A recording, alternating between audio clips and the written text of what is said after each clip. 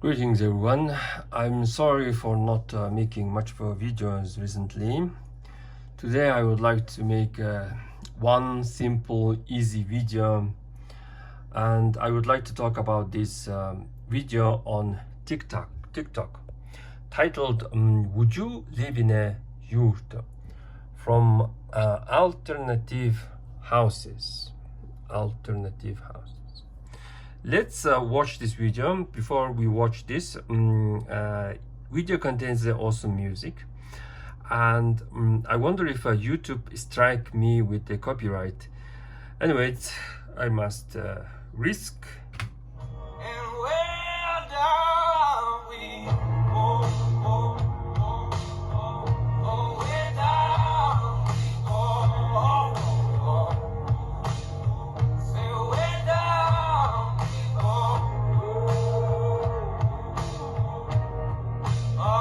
'cause say we run you down to your car, way down we go. So what's the problem here, or why I would like to talk about this? Because she asked the question yurt, and she have put things like yurt life, yurt lifestyle, yurt living. Because of this, there is a comments like, oh, это же казахская юрта. It's like, wow, it's Kazakh yurt. You had me up until the bathroom situation. So of course you do not poop inside your ger or yurt. Kazakh yurt. Oh, it's even a Kyrgyz yurt, and like they're like thumbs up. But there's a problem here.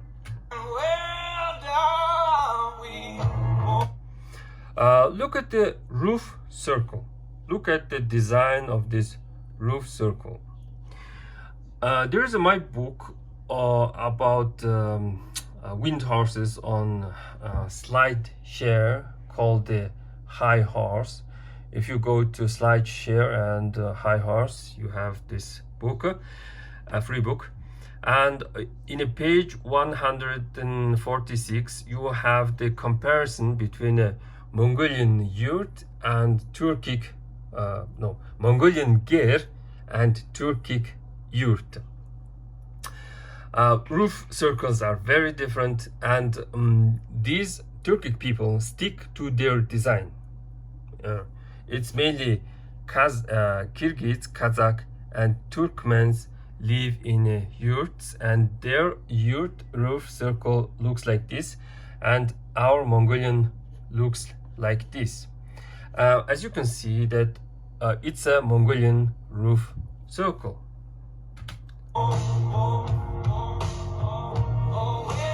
And look at the sharp edge. Look at the connection between the poles and the wall.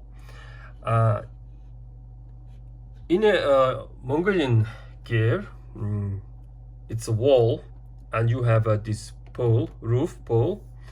It creates a sharp angle. In a Turkic yurt, they create this bend, and this pole goes like this. It's even mentioned in the secret history of Mongols, saying fighting with a bunch of merkids who are living in a bowing gear, something like that. So we call this as a bowing gear. What I mean, let's look at the this Kazakh yurt. If you search Kazakh yurt, you will notice that their yurt has this smooth edge, because their roof poles bend like this. So she is inside Mongolian ger, not a yurt.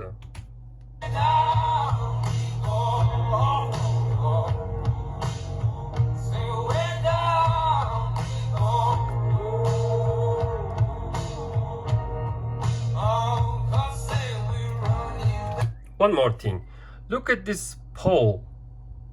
There's a pole. Oh, no.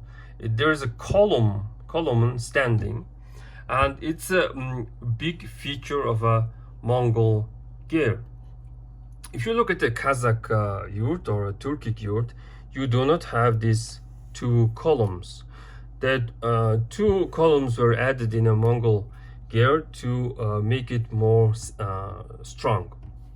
But Kazakhs, they do not believe in this many columns.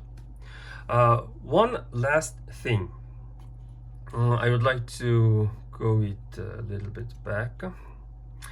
This, she is wearing some kind of white head cover thing.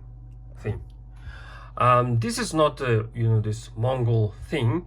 We Mongolians are Buddhists, and why I'm telling this, because Kazakhs or Kyrgyz and Tatars, every Turkic this nation joined into like Islam, and because of their this tradition, married women must cover their hair. They are used to wearing some things like this. If you compare it with the Mongolian way, you can see that we must show much more like hair. So we should have a lot of hair.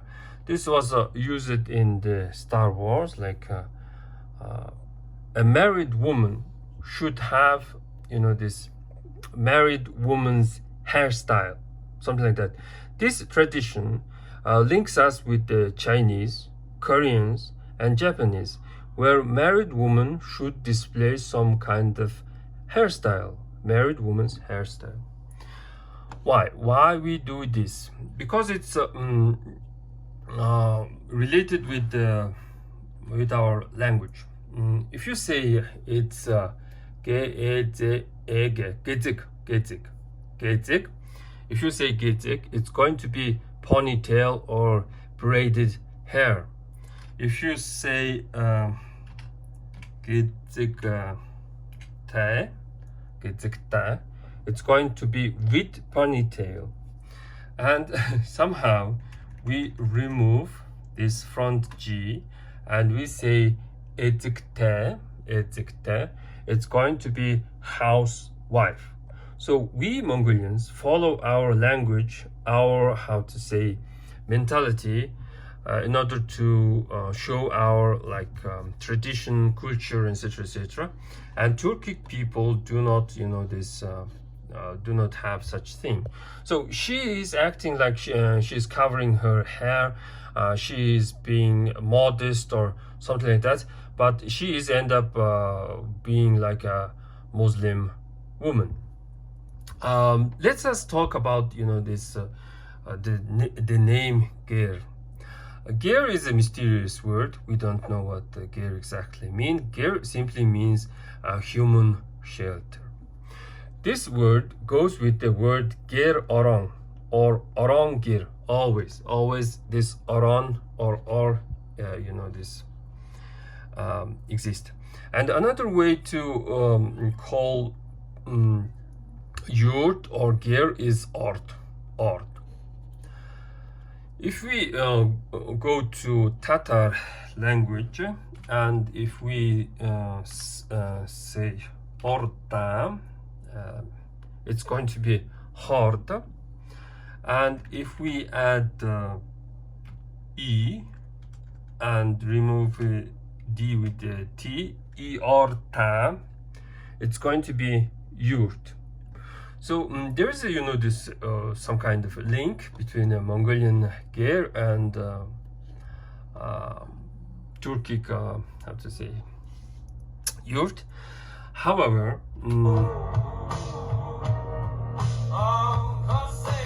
she is calling it a yurt. It's not a yurt. This is a ger, or you can call it or you can even call it as a room. Why? Because if you say or it's going to be also a room in Mongolian, Urum. We usually add G. And if you say Urum-ji or Urum-ji, it's going to be the shelter, home. And Urum-ji is obviously the capital city of Xinjiang in China.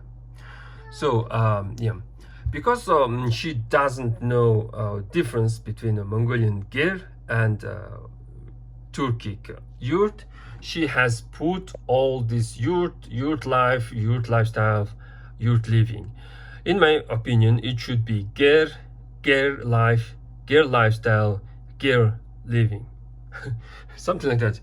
So I am thankful that she chose to live in a Mongolian Ger, and this is not a yurt. Well, this is pretty much for today, and thanks for watching.